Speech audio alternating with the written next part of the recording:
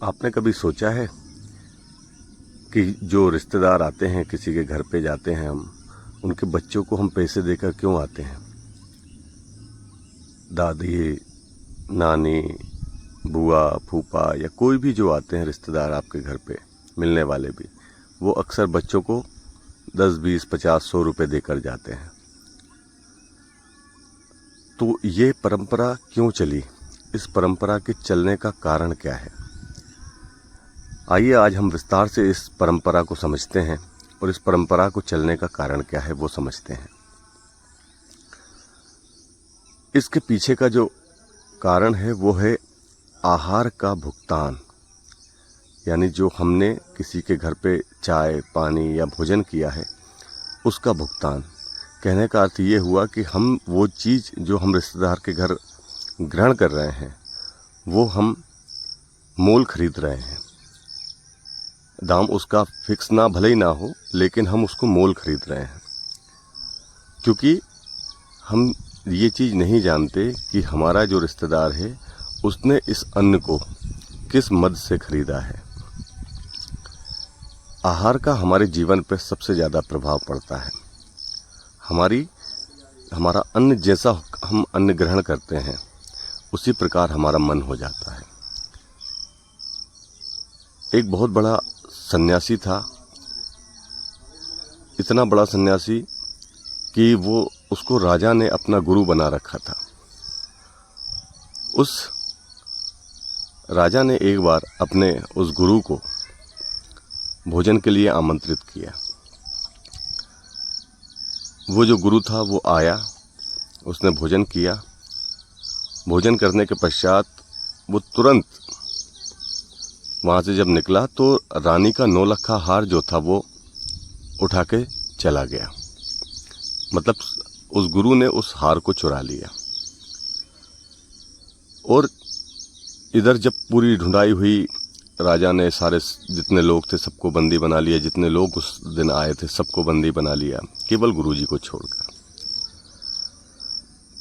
वो पूरा दिन निकल गया, रात निकल गई। अगले दिन शाम को गुरुजी वो हार लेकर वापस राजा के पास आए।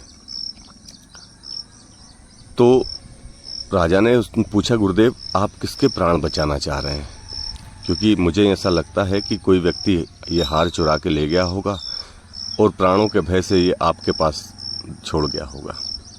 क्योंकि जितना मैं आपके बारे में जानता हूँ उस हिसाब से आप अरबों रुपए की संपत्ति दान करने के बाद संत हुए हैं। यानी इस हार का आपके लिए मोल कुछ भी नहीं है। इससे कई गुना संपत्ति आप दान करके सन्यासी हुए हैं, तो आप तो चुरा नहीं सकते इसको। गुरुजी बोले कि महाराज ये हार मैं ही चुरा के लेके गया था, लेकिन मैं इससे पहले किसी को दोष मत दीजिए। सबसे पहले जो आपके यहाँ का रसोइया है उसको बुलाइए। राजा ने अपने रसोइये को बुलाया, उससे पूछा कि ये जो अकल तुमने भोजन में अन्न बनाया था ये कहाँ कहाँ से आया था?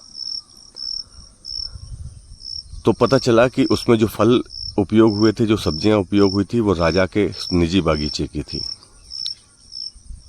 और जो रोटियां उसमें बनी थी उसके लिए जो अन्न आया था वो किसानों से लगान के रूप में आया था। लेकिन एक चावल जो था, वो जो चावल अच्छी उन्नत किस्म का था, वो मालखाने से आया था। मालखाना जहाँ पर राजा के सैनिक जब्त किए हुए सामान को रखते थे। मालखाने का जो अधिकारी था उसको बुलाया गया, उससे पूछा गया ये चावल तुमने रसोई में भेजा, ये कहाँ से आया था? तब उसने बताया कि एक चोर इस अन्न को चुरा के लेके जा रहा था, इस चावल को चुरा के लेके जा रहा था। तो वो पकड़ा गया और इस चावल को हमने राजसात कर लिया। और चावल उन्नत किस्म का था तो मैंने सोचा कि महाराज की रसोई में भेज दिया जाए। अब उस गुरुजी को उस चोरी का जवाब मिल गया था कि उनका मन चोरी करने के लिए क्यों हुआ, क्योंकि उन्होंने अन्न जो खाया था वो चोरी के मत से बना हुआ था। वो चुरा के लेके गया था, उसके अंदर जो चीज़ें आई वो उससे गुरुजी का मन भ्रमित हुआ और चोरी करके ले गए। अगले दिन जब पेट साफ हुआ, अन्न की सफाई हो गई, तब जाके उसके मन में वो वापस करने का भाव जागा। तो जब हम किसी रिश्तेदार के घर जाते हैं तो हमें ये पता नहीं होता कि उसने इस अन्न को जो हमने ग्रहण किया है उसको किस मत से खरीदा है। हमारे पूर्वज बहुत बुद्धिमान थे, लेकिन हम या किसी को भी घर में जाके हम उसको उसकी द्वारा दी गई सेवा का मूल ऐसे नहीं दे सकते। तो उसका उन्होंने बड़ा सुंदर तरीका निकाला कि घर में जो छोटे बच्चे हैं उनको पैसे देकर चले जाओ। तो ये लगेगा कि बच्चे को पैसे दिए हैं, लेकिन एक्चुअल में वो जो पैसे दिए गए हैं वो दिए गए हैं आपके चाय के, आपके भोजन के, आपके नाश्ते के, जिससे कि वो अन्न हमने खरीद कर खा लिया तो उसके अंदर का वो दोष मिट जाता है, क्योंकि आपके द्वारा जो कमाई गई पैसे से खरीदा गया है। सब मान लीजिए आपने होटल में भोजन किया, तो होटल में जो किया उसका आपने मोल चुका दिया, वो भोजन आपका ही है। बस हमें उस भोजन में ये शुद्धता देखनी है कि जो बनाने वाला है उसने कहीं थूक कर या चाट कर या झूठा करके तो उस भोजन को नहीं परोसा है। बस हमें इस चीज़ का विशेष ध्यान रखना है। बाकी आप अगर मार्केट से खरीद के खाते हो, उसका भुगतान करते हो, तो उससे आपको दोष नहीं लगेगा। दोष लगता है केवल मुफ्त का खाने से। और अक्सर हमने देखा है कि दोस्तों में ये आदत बड़ी बुरी होती है कि इस पे टोपी डालते हैं, उस पे टोपी डालते हैं, आज तुम पार्टी दोगे, आज तुम नाश्ता कराओगे, आज तुम चाय पिलाओगे, आज तुम खाना खिलाओगे। उसकी वजह से ये होता है कि दोस्त के तो खुद के निजी पैसे होते नहीं हैं, उसके पिताजी के हैं। पिताजी ने किस्मत से कमाए हैं, वो आपके पास भी हैं।